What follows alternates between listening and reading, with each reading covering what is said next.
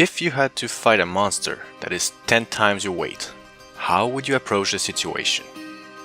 If you're smart, you wouldn't rush into it. You would devise a plan.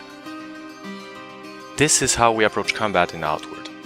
Rather than send you flinging a sword at a gigantic monster, the player must find clever ways to gain the upper hand, even when fighting something as mundane as two bandits.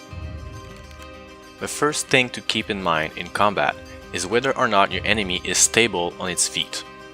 At first, your attacks do not stagger the enemy, so you need to poke at their defense until the pressure makes them flinch. Once they lose their footing, an opportunity opens up and you can land a vicious combo without fear of retaliation. Early on, you don't know a lot of tricks to gain the upper hand. However, you can use tools and switch equipment. You could, for instance, coat a weapon with poison, place a trap on the floor, and start the fight from a safe distance with a couple of arrows. Apply the poison by placing a few hits with your melee weapon, then wait defensively behind a shield until your enemy collapses.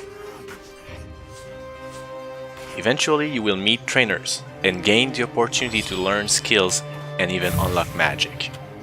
We wanted magic to have a more ritualistic approach, in which we deconstruct spell casting step by step. The very first spell you learn is the Spark, a small flame that barely hurts anything, and on its own is probably more useful as a way to light up a fire than for combat. Yet, this spark of flame is more useful than it appears. Let's say you found a mana stone while mining, converted it to a firestone using alchemy, and knew how to expand that firestone to create a magical fire sigil, and then cast Spark while standing in this fire sigil. Then you would have done the whole process to cast a fireball. This may sound impractical in a combat situation, but you can make firestones or buy them from an alchemist in preparation for what's ahead.